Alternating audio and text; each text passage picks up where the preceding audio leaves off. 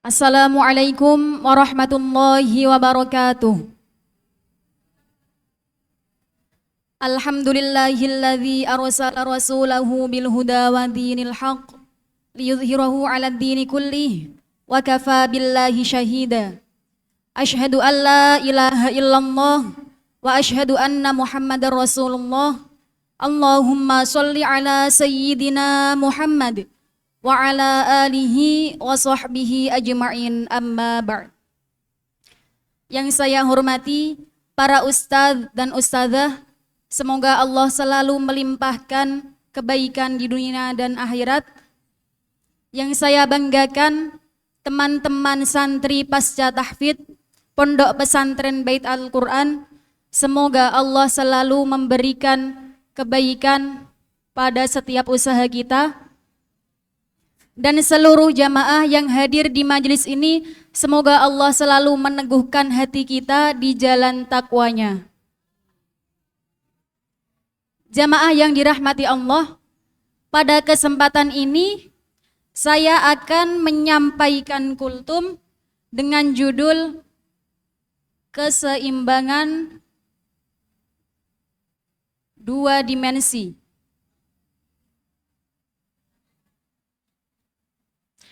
Ada yang tahu apa makna dari dua dimensi ini? Ya. Dua dimensi ini adalah kehidupan dunia dan kehidupan akhirat.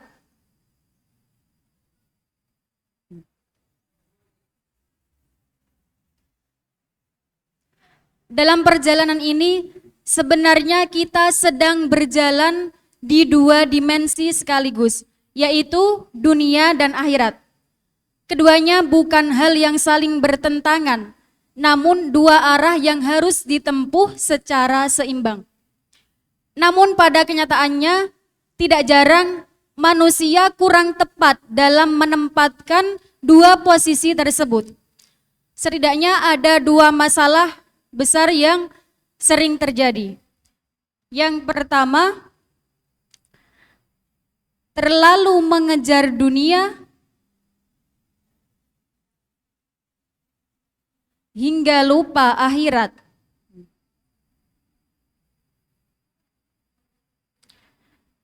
Yang kedua, meninggalkan dunia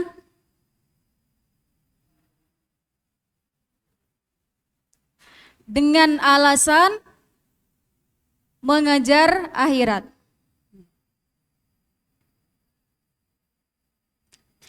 Yang pertama, terlalu mengejar dunia hingga lupa akhirat. Contohnya, sebagian orang bekerja keras siang malam tapi melalaikan sholat. Mereka mengumpulkan harta tapi tidak memikirkan halal haram. Mereka meninggalkan sedekah dan amal-amal lainnya. Mereka mengejar popularitas hingga hilang identitas sebagai hamba Allah.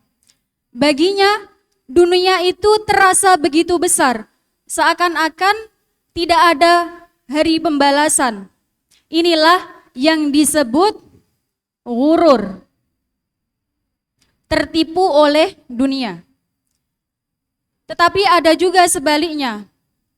Ada yang berkata, yang penting akhirat, lalu mereka melupakan, tidak mengerjakan aktivitas di dunia, tidak bekerja, tidak produktif, bahkan meninggalkan tanggung jawabnya di dunia. Mereka lupa bahwa akhirat itu ditempuh melalui amal-amal yang dikerjakan di dunia. Tanpa usaha dunia, bagaimana mungkin seseorang bisa mendapat pahala akhirat? Ada suatu kisah pada masa kekhalifahan Umar bin Khattab radhiyallahu anhu. Khalifah Umar sedang berjalan. Suatu hari menemukan seorang pemuda, sekelompok pemuda sedang berjalan. Mereka tampak wajahnya pucat, lusuh, tidak bersemangat, dan kepalanya menunduk seakan-akan tidak memiliki energi sedikit pun. Kemudian Sayyidina Umar berkata kepada mereka, "Apa yang terjadi? Mengapa kalian seperti ini?" Seorang pemuda menjawab, "Kami adalah hamba yang zuhud dari dunia. Kami lebih memikirkan akhirat." Kemudian Sayyidina Umar berkata tegas, "Janganlah kalian mematikan agama kami dengan sikap seperti ini. Zuhud itu bukan berarti meninggalkan dunia, tetapi tidak menancapkan dunia pada hati." Nah, dari sini Islam itu tidak mengajarkan kita untuk meninggalkan dunia secara total. Bahkan Allah sendiri memerintahkan untuk menjalankan keduanya dengan cara seimbang. Sebagaimana Allah berfirman dalam Quran surah ke-28 Al-Qasas ayat 77. A'udzu billahi minasyaitonir rajim. Bismillahirrahmanirrahim.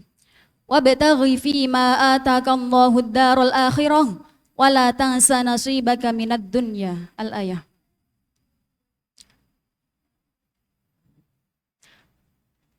Artinya, dan carilah kalian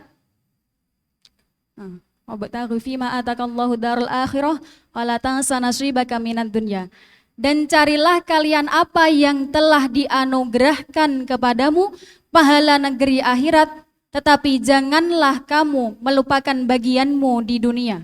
Ayat ini sangat indah karena memadukan dua sisi kehidupan dalam satu kalimat.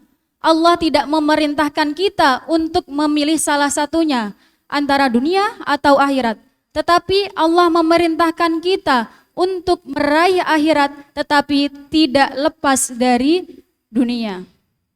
Dalam tafsir Al-Misbah, Abi Quraisy mengatakan, gunakanlah harta dan nikmat dunia sebagai jalan untuk meraih kebahagiaan akhirat. Tetapi tetap ambil porsi duniamu secara wajar.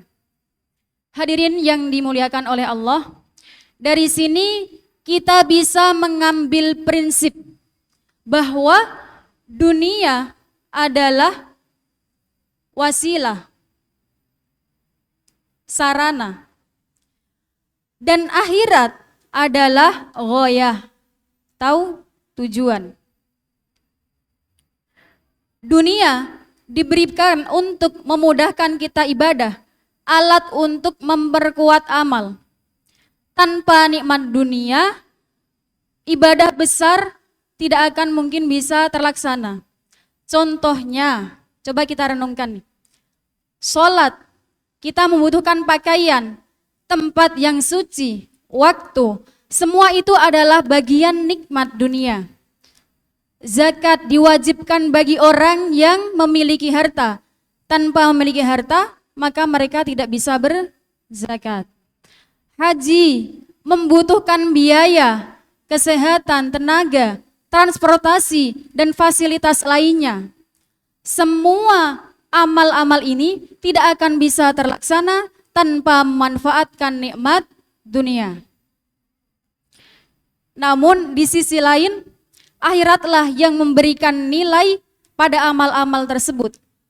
Tanpa ditujukan untuk akhirat, maka tidak ada pahala bagi sholat, tidak ada balasan bagi sedekah, tidak ada nikmat bagi sabar, dan tidak ada ganjaran bagi orang yang bekerja keras. Nah, dari sini maka semua amal dunia itu harus diorientasikan kepada akhirat. Karena itu sikap yang benar adalah dunia digenggam di tangan, bukan di hati. Akhirat ditancapkan di hati, bukan sekedar omongan belaka. Jika dunia hanya kita jadikan alat, maka kita tidak akan bisa diperbudak olehnya. Kita bisa bekerja tanpa melalaikan sholat. Kita bisa meraih harta tanpa meninggalkan sedekah dan amal-amal soleh lainnya. Kita bisa meraih cita-cita tanpa meninggalkan tanggung jawab kepada Allah. Dan ketika akhirat kita jadikan tujuan, maka semua amal di dunia ini akan terasa lebih ringan. Harta akan bisa berubah menjadi pahala, pekerjaan akan bisa berubah menjadi ibadah, waktu akan menjadi lebih terarah, dan hidup akan menjadi lebih barokah. Hadirin yang dimuliakan oleh Allah, pada akhirnya kita ini semua sedang berjalan di dua hamparan kehidupan. Dunia tempat kita menanam, akhirat tempat kita menuai. Dunia tempat kita berusaha, dan akhirat tempat kita menerima balasnya. Jika kedua hal ini bisa berjalan dengan seimbang, maka kita akan bisa meraih kebahagiaan dan kebaikan di dunia dan akhirat. Sebagaimana doa yang selalu kita lantunkan, Rabbana atina fid dunya hasanah wa fil akhirati hasanah wa qina adzabannar. Sekian kultum yang dapat saya sampaikan, kurang lebihnya mohon maaf yang sebesar-besarnya. Wa ma taufiqi illa billah, alaihi tawakkaltu wa ilaihi unib. Wassalamualaikum warahmatullahi wabarakatuh.